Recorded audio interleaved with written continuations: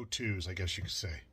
And I don't realize I say them as often as I do. I'm told that I say them, and then I started to realize when I'm talking to people, I guess I do say them. Example of upstream, downstream.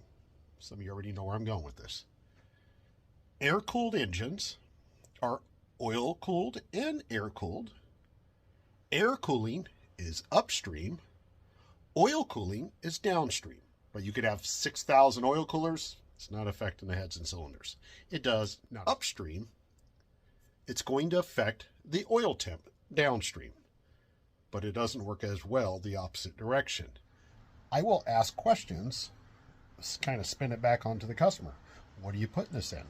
What type of vehicle? What's the intended use? What would you like to see for power? Do you have something to compare it to, the power you're going after?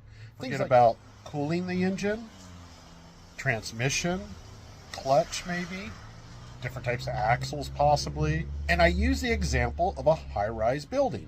And what I mean by that is, let's bring the hand into play. High-rise building meaning, let's just say the lower levels is stock 1600. Then you get up a couple stories up and you're into 1776s. And then maybe 1776s with dual carbs. And then you start getting up into 1915s, up to 2110s, blah, blah, blah. And then you get up into, who knows, high compression applications. And next you know, you're getting into nitrous and turbocharging and stuff like that. You're 60, 70 floors up and you're talking about these things. Now, what's the difference between all this besides the difference in the motors and combos?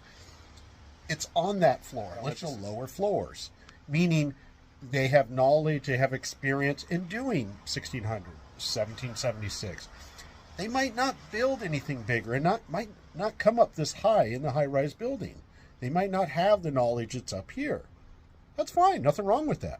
But some of those people will talk to you as if they have been up there when they haven't. When you're up here, everything below you is a little bit more simpler. It all seems to make sense very easily. When it's the other way around, it's a little confusing. It doesn't quite make sense because you just haven't been up. How much for a turnkey turbo motor? We're going to flip it back on you. We want to see what you are expecting out of this. Because if you call and go, oh, I just want a daily driver, nothing crazy. I was just taking like 600 horse, I hope the high-rise building analogy helps in the comments down below. Try to be nice, everybody. Geez, some of you. Have fun.